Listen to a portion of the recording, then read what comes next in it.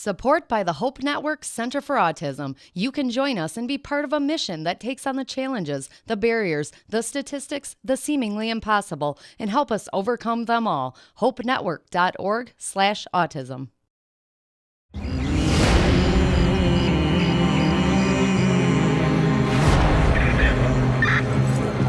Inside the gates of Louisiana's Angola prison is an alternate universe.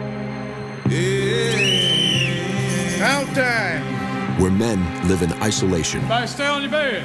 locked far away from the only people they love and trust. So my nephew, he's a little bitty baby.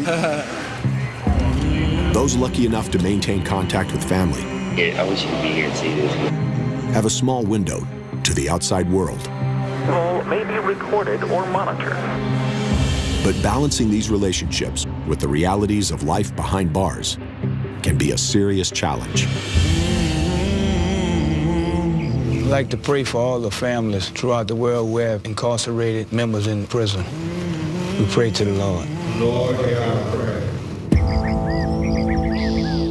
Prison can put a strain on any relationship, and not just for inmates and their families. Angola's staff deal with similar struggles. Hey, boys. Hey, it's that time. Come on, man. Kathy Fontenot is not only an assistant warden, You're gonna wear your new pants today, bud. she's the devoted mother of 3. See that? Don't you feel better? You look better. The mom thing is real challenging, real hard. There's so much at stake. I feel a lot more confident at the warden thing. All right. Very good. As a key member of Warden Kane's staff, Kathy spends her days with inmates who have committed rape and murder, and handles issues ranging from drug use to inmate suicide. You want me to make you pancakes you can have? Or no? No? Such high-pressure work takes its toll. Divorce rates among Angola staff are high, and Kathy's marriage has recently ended. We still love each other. It's just that, we both want separate things. Bye, you guys. I'll see ya. For Kathy and other officers, keeping prison life separate from home life is the key to staying sane. But for inmates, maintaining a connection with the outside world may be the only way to survive. Every day, Todd Plaisance, also known as Tiger, pins his hopes on hearing from his family. Sometimes you get mail, sometimes you don't. See if we get lucky tonight. I'm serving a natural life sentence for second-degree murder. Came to Angola in 2000. I was supposed to get married in February, and I fell in January. So, wedding plans got canceled.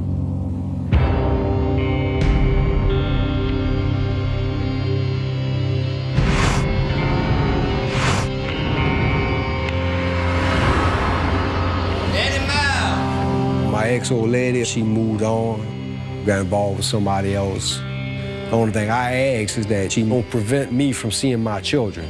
George Taylor. I can't raise them no more because I'm here, but don't take that from me. The oldest Webster. Charlie Young. Any word from home is a blessing. Justin Scott. But there's one letter Tiger's been waiting for since he arrived at Angola more than 10 years ago. Live story. Tiger has written letter after letter to his son Tony, but he's never heard back. Eddie Miles. That's it. People busy out there sometimes. They tend to forget about you. I'm out of sight, so I'm out of mind. In his years at Angola, Tiger's followed a path of self-improvement, rising through the ranks to earn trustee status and a coveted job on the prison's cattle range. But there's one inner struggle that he just can't resolve. Being away from your loved ones, it eats at me. How I used to deal with it, I block them out. Because if I think about them, the pain set in. I made a promise to my children. I said, I ain't gonna leave you. I'm gonna be here through thick and thin. And I broke that promise. Not intentionally, but it was still broke. But one of my goals is to try to get back in my children's lives and make amends with them. Here at Angola, Tiger's made the best of prison life by abandoning his old streetways for a more honorable path. But some inmates have not. One of Angola's biggest problems is narcotics, which in prison can be even deadlier than they are on the street. Lieutenant Colonel Johnny Dixon devotes his days to solving this problem by training dogs to sniff out drugs. Burger, out. It's kind of in my blood. Good girl. Dixon is a fourth-generation Angola staff member, raised on the prison grounds. My grandmother's daddy trained the dogs for the prison. My grandfather trained the dogs for the prison. My dad trained the dogs for the prison. Now I train the dogs for the prison. There's some powder cocaine right in this cavity under here, and the dog is actually smelling that. We probably have about 15 grams in there. So we raised the door, and yep, there's their toy that smelled like powder cocaine. Trick them into thinking that the scent of narcotics is the scent of their toy, so they're actually looking for the toy the whole time. Get it, Nigel, get it. Get it right there. All right. Hi, Nigel, I need your chain.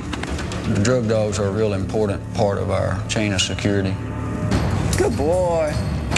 Any drugs that make it onto these grounds pose a major security threat.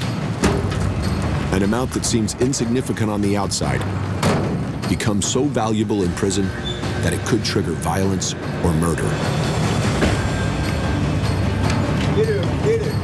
One of the concerns of the inmates having narcotics and being under the influence of narcotics is it may give them the courage to do harm to somebody or cause actions that they normally wouldn't have the courage to carry out. When they get on that stuff and they're not in their right mind, then they're really a problem.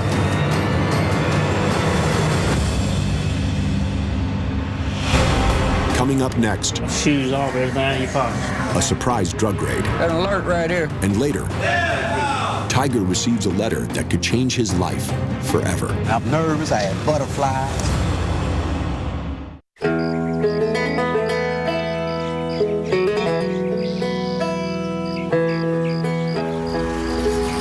It's morning at Louisiana State Penitentiary. With her kids sent off to school, Assistant Warden Kathy Fontenot heads into the office for a morning meeting with Warden Kane. 20 years. Come on. Mm-hmm. Let me see the notice. I didn't know if you knew that. I didn't know it. Yeah, when I was 21. As of today, Kathy has worked under Warden Kane for 2 full decades.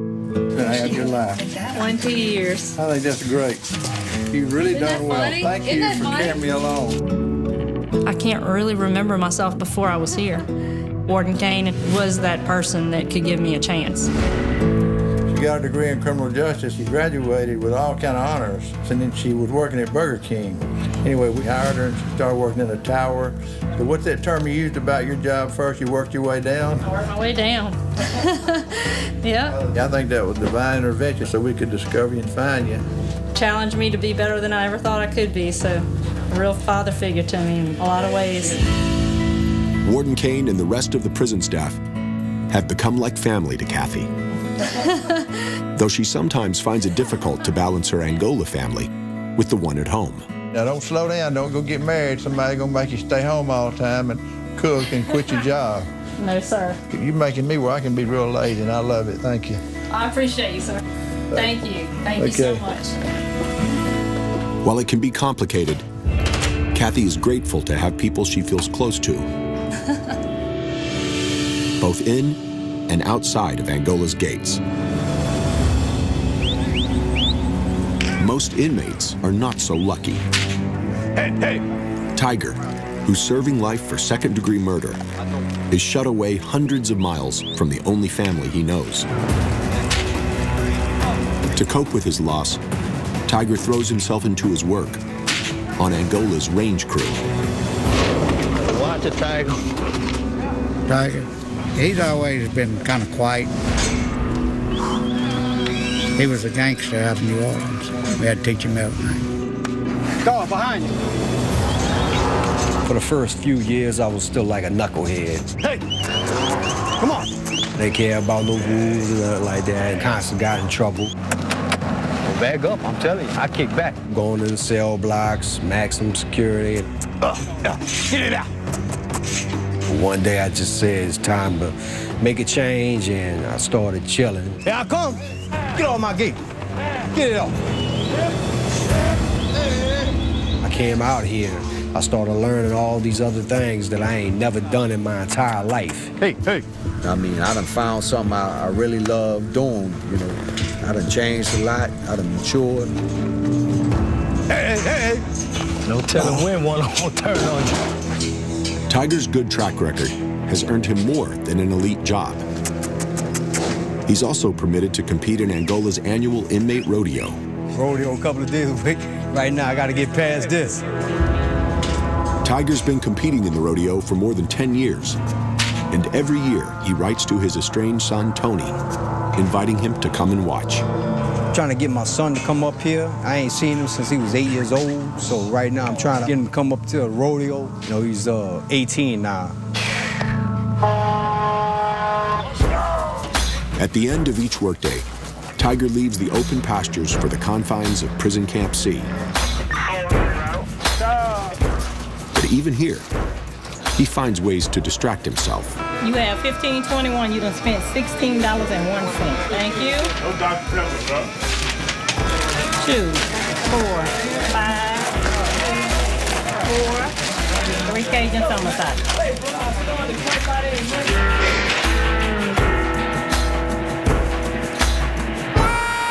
This is what we call an Angola special tuna fish hookup. Yeah. Okay, you can do it however you want. You got tuna fish, sardines, you got oysters in there. And jalapenos and some pickles. You put the chips in there too? Nah, I ain't gonna go. I'm gonna eat the chips on the side. So see you have it. I mean, we do all kind of hookups in here. We jailhousing right now. Though tuna fish and potato chips may not seem like much, Tiger appreciates any departure from the tedium of life on the inside. Shake down with a K9. It's never long before the reality of prison comes charging back. So y'all line it up, pair it out. On an inmate tip, K9 officers Dixon and Ticer lead a surprise dorm raid. They've been told someone is hiding narcotics. Where this dude going? We saw a shakedown crew coming and got scared, man. We want all our shakedowns to be surprises. If the inmate knows that we're coming, they're gonna have a chance to hide it, flush. Everybody walk to the front. Inmates know the drill. It happens several times a week. They'll come and shake down your bed, empty out your boxes, your laundry sack, everything. Don't feel good when you just finish straightening it up, and then you gotta redo it. Shoes off, everything in your pockets. Correct. While officers shake down inmates outside the dorm, Dixon and Ticer deploy their drug dogs. Hey, just check it out. Hey, check it. Check it. Check it. Other officers rifle through lockboxes, while the inmates who own them stand by, indignant. It's frustrating, really. Just being in prison and having to go through this. Hey, check it up. Check it. Check it. Check it. Good boy. That's a good boy. Got an alert right here. Good boy. Colonel Dixon right there's got an alert on the box. So we'll shake it down real tight. Dixon's dog picks up the scent of narcotics near one set of bunks. Now, the heat is on to find them. Checking if they modified or anything. Sometimes they'll have a cell phone or some kind of drugs in there. It could be anywhere. In the radio, in the jar of peanut butter, in the lotion bottle. Grips? What you found? Officers uncover something odd. Nearly 20 pounds of bacon stashed in a pillowcase. It may seem insignificant, But to an experienced officer, it's a smoking gun. Convicts believe that they can conceal the odor of narcotics with food like onions and bacon. The offender wants the officer to believe that the dog alerted on the food, which they don't. The dogs are trained to make sure that they're only alerting on narcotics. Any type of contraband has the potential to make a deadly situation at the penitentiary. Now, officers fear that someone in the dorm is hiding narcotics.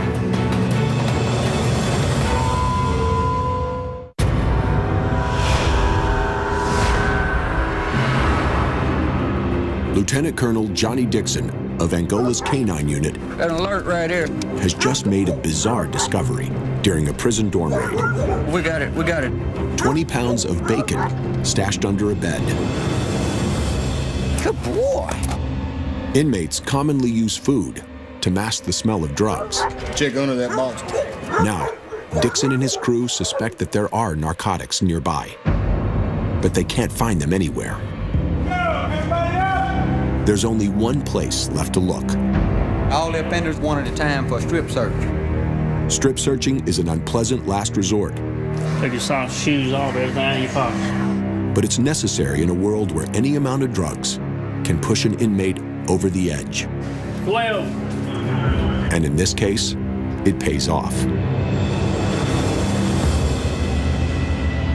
Just a few minutes ago, while we were shaking down, we got 11 sugar bags of weed. And it was found as we was doing a strip search. I asked the inmate to spread his butt cheeks and visually did a visual body cavity search.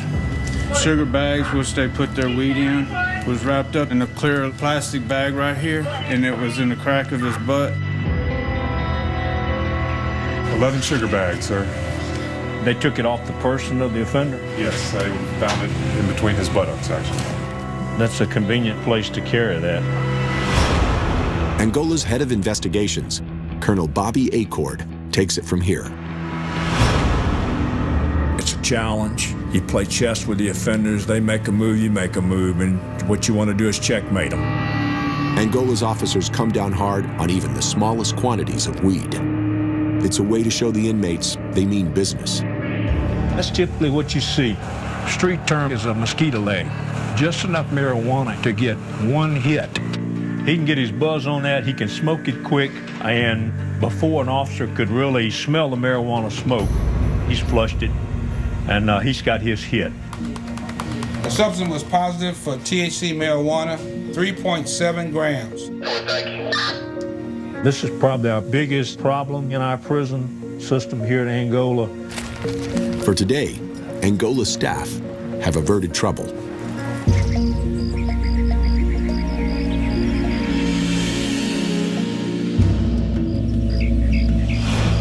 But every dawn brings new challenges. This morning, Assistant Warden Kathy Fontenot heads to Camp J, Angola's disciplinary unit, to handle an inmate complaint. Hey.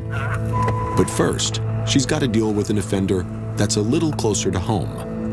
Matthew has been suspended for 1 day tomorrow because yesterday afternoon he apparently was using inappropriate language. And it just really concerns me. I have in mind to make him write lines all night tonight. Something about lying, fighting, and cursing. Yeah, will not lie, fight, or curse. I'm telling you, I'm gonna make his hand hurt. Something has to hurt on him. Disciplining her son will have to wait. Right now, Kathy has another dependent to deal with. Hey, I needed to see an offender, Jerry Johnson. Here at Camp J, All right.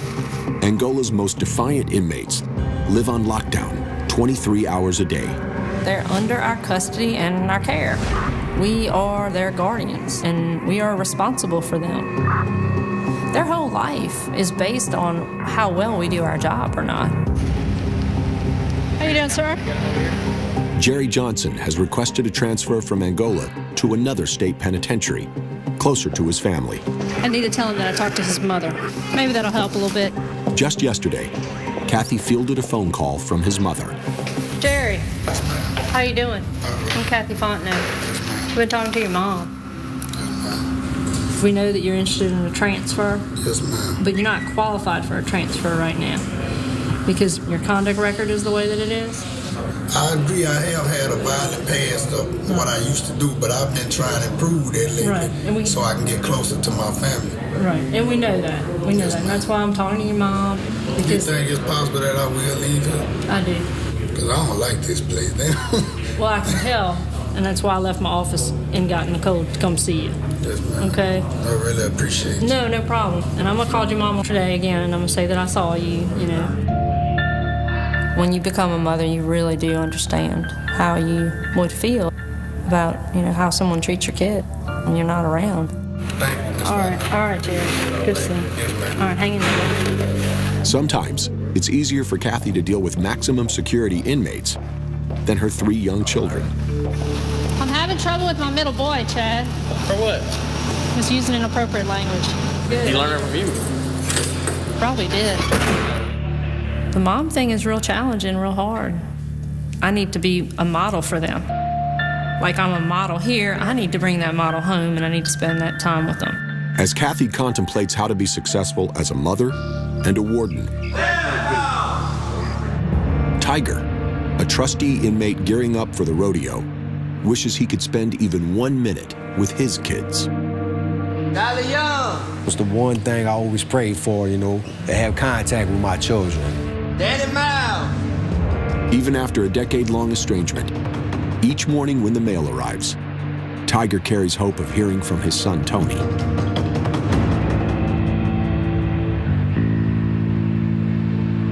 Todd. Roy Harris. I just received my mail, and then I'm like, what's going on? One of the letters, I see my son's name on it. Man, hold up. For the first time since he arrived at Angola more than 10 years ago, Tiger is staring down at a letter from his son. I'm nervous, I had butterflies. It might be one of these letters where he letting his emotions out on me, letting his anger out. He has a right to feel mad, to feel angry.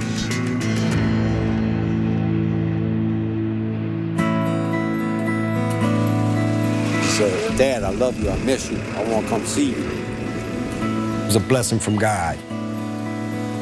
He's 18, so now he has that choice to, you know, come see me.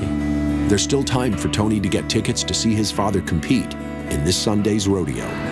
If he makes it to this rodeo, that's going to be a wonderful experience for me. He's going to walk through that gate as a young man. I'm not going to be able to pick him up and hold him in my arms like I used to. I want to be able to hold him, even if it's just 2 men standing hugging, you know. And that's what I'm looking forward to for this Sunday.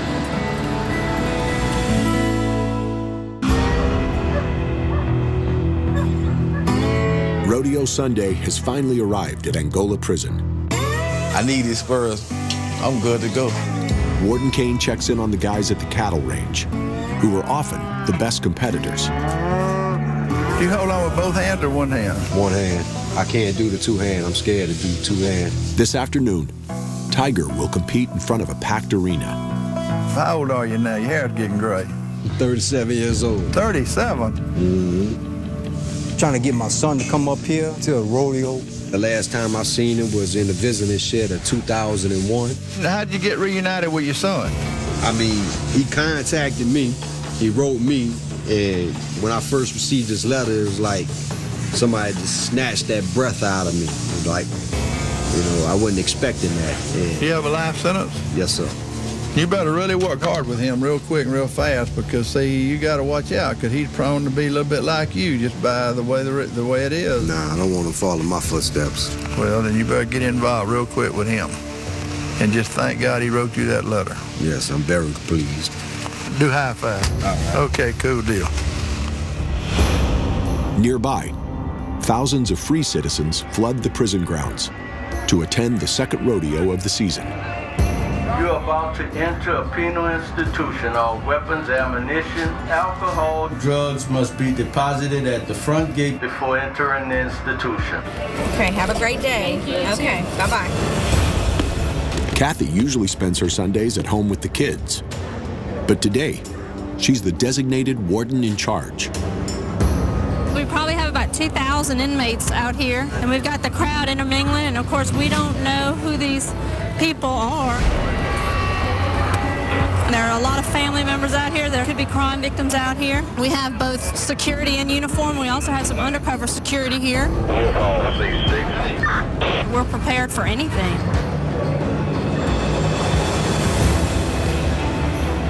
Mixing inmates with free citizens on such a massive scale is risky. Some inmates see the rodeo as an opportunity to sneak narcotics into the prison, and there are always people on the outside willing to help make that happen. That's why Lieutenant Colonel Dixon's on duty at every event.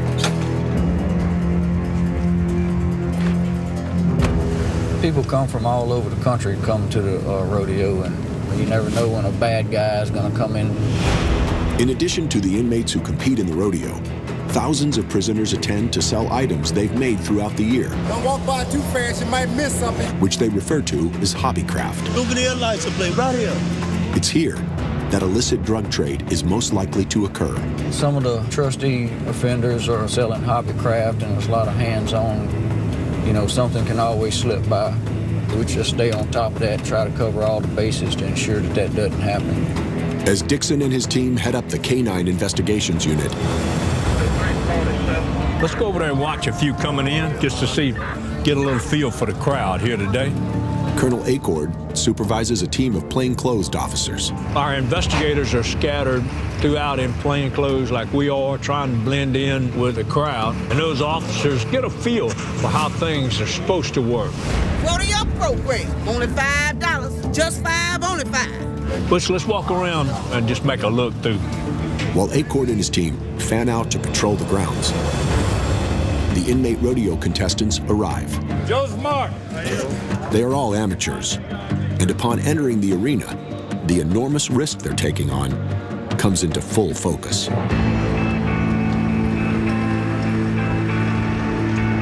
But Tiger is nervous for an entirely different reason. My son's supposed to be coming today, you know, if he's able to make it. I ain't seen my son in over 10 years. Well, for him to come up here and watch me participate in this rodeo, it's gonna be an emotional experience. Right now, I'm gonna go to the arena. Hopefully he shows up. Tiger's not the only one who's anxious about the reunion. As his son Tony takes the long drive down Angola Road, he tells his fiancée about the last time he saw his father. We were playing video games one night and everything, and he just left for a little while. He told me he'll be back to play video games with me, and he never came back. I'll never forget that night.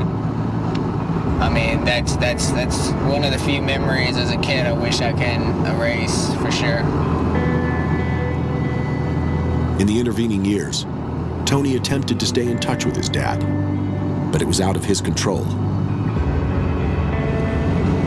I wrote my dad letters, my mom never sent them. There was nights I sat up crying at night, but my mom never sent a letter, and I'm just glad, you know, I'm here today and I get to see my dad. I can't be angry at this guy. I love him, he's my dad, you know.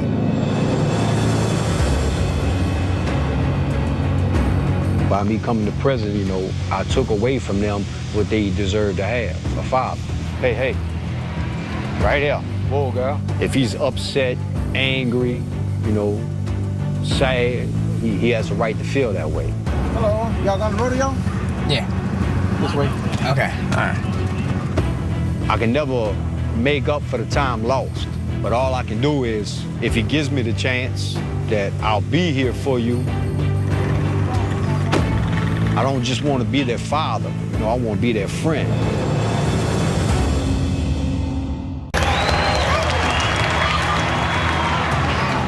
Ladies and gentlemen, are you ready for the 47th annual Angola Prison Rodeo? Make some noise.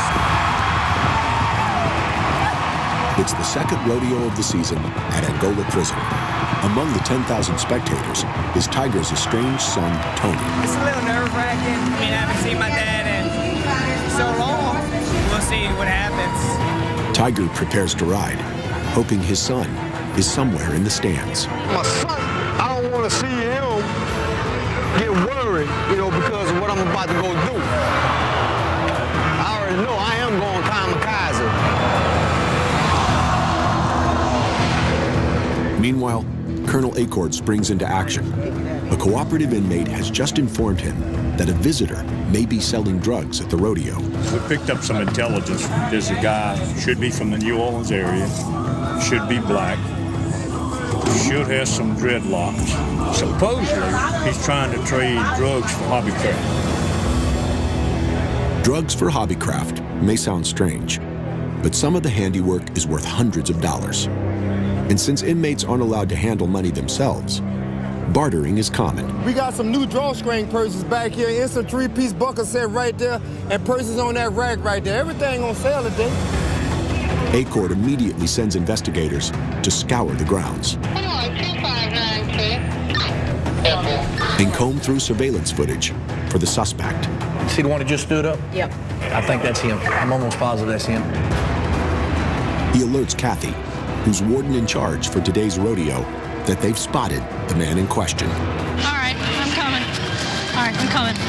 It appears that the guy did have some drugs, marijuana for sure, and maybe some heroin at this point is what I've heard.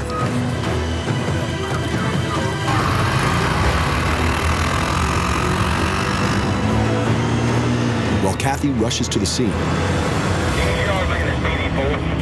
investigators apprehend the suspect in the parking lot. Yep. And Dixon's canines search his car. Hey, Warden Ben. All right. What we got here? He was talking to a lot of inmates. He was real familiar with them. Kept watching Warden Delaney real hard. Really? So we just had a suspicion he might have had a little something, We brought the dogs around there. Both dogs hit on the car on the passenger door. And when he went to shaking it down, he found a couple little bags of marijuana inside the car, and I think a couple of syringes. But we're still looking, Did he know anybody? He's not a relative of anybody yet? We don't know that yet? Not yet, but he did buy some hydrocraft from one inmate. How long you had this? From last week. Last week? He said y'all got this today. Nah, I ain't bought none today. They got 6 days. That's the old paper. That's the paper I had with me. Today. I don't know how did they get the deal in that. Yeah, the dude passed you that through the fence. I saw you take it in your hand. Nah. Oh, yes. The man's story doesn't add up.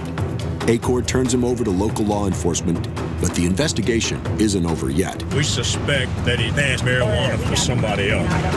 If a drug trade did take place, then somewhere in the arena, an inmate is holding narcotics. Meanwhile, Tiger is about to take the ring. Tiger, you ready? His estranged son, Tony, looks on with his fiancée by his side. Up next, Todd Son. My dad. It's my dad. Get on up on it. Get on up. Just concentrate, son. 8 seconds. Watch that right there. You hear me? Watch that there.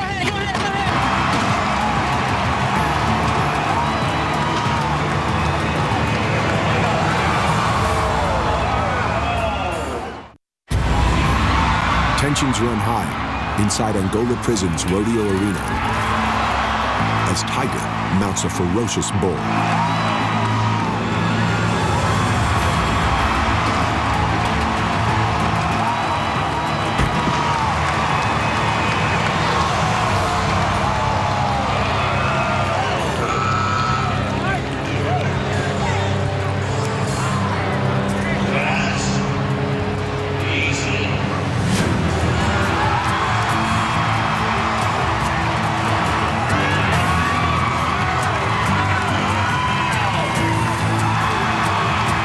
Stayed on the bull long enough to win the event. It was exciting. I didn't really understand what was going on, but it was cool. I look forward to seeing my dad after this. I don't know what happened. All I know is he gave it to me, and he gave me a little something to take with it. The next Sunday, God bless Godspeed. this the Louisiana State Police Rodeo. As the day winds down, line up over there. The investigations unit orders inmates strip searched as they exit the arena. Take your socks, shoes off, everything out of your pocket. They are looking for the drugs they believe have been smuggled in. It's the first time we've done this in a long time. Just shake them down, see if we can find something. So we'll see what happens. But it's necessary. Any small amount of narcotics that prisoners manage to sneak in could blaze a trail for even larger quantities. It's not just a small amount of marijuana. It's a lot more serious. It's a situation that shows a drug deal, possibly, that leads to drugs within the prison, which is always a bad thing, because that leads to violence. Come on, Maggie. Good boy. No? What it smell like? In this case, Angola security officers averted another dangerous situation. We got weed. It turns out an inmate did trade crafts for drugs. And we've recovered marijuana. But he couldn't get the contraband past the strip search. This guy had a bad day. He had the drugs in his buttocks, but whenever they went to search him, he pulled it out and tried to swallow it. From his buttocks to his mouth? Yes, tried to swallow it. The inmate caught with drugs just made his life in prison a whole lot worse. They'll never attend another rodeo, ever. So it's a lot for them to risk. As inmates filter out of the rodeo, Tony hopes to reunite with his father after more than 10 years apart. Excuse me, man. Hey, excuse me. You know where to find Tiger at? Yeah, he's right at the main part. All right. As a trustee, Tiger will be allowed to spend some one-on-one time with his son. Is that him on a horse?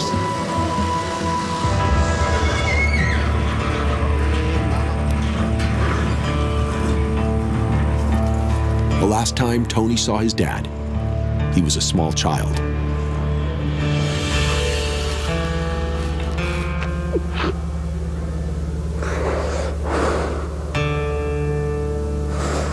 I've been waiting for this for 11 years, Dad.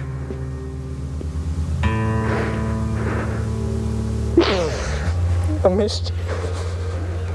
I'm so sorry.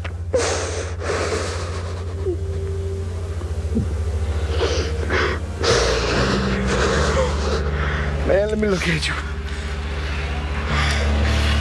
Boy, I miss you, Dad. I'm so sorry, son. How you been? All right. How you doing? Good. You ain't trying to follow my footsteps, huh? No. All right. 11 years, man. Came by yourself? I came with my girlfriend right there. You gonna be shy or you gonna come holler? That's the girl you talking about? Yeah. It's my fiance right there. How you doing? My name's Tiger. It's father. Good. About to be my daughter-in-law. Why didn't I get your eyes, man? You don't want these eyes. Trust me, you don't want these eyes. I got something for you. What you got, Dad? That's my buckles that I won from the last year rodeo. You sure you want to give this to me now? I ain't gonna wear them all.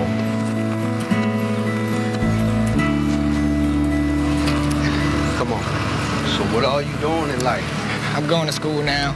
I'm going next year for a business degree. I played high school with starting quarterback. I played point guard basketball. I got a lot to tell you then.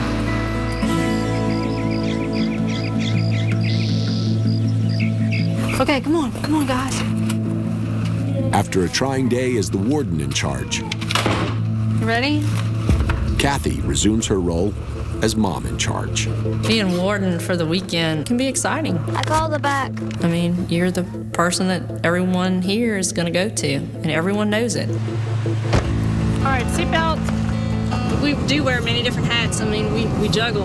I'm a woman, I can do that. I just constantly remind myself, you know, like the kids come first. It doesn't need to be about me climbing the ladder. My time really needs to be with my kids. I need to spend time with them. And finding that time is what I'm trying to do.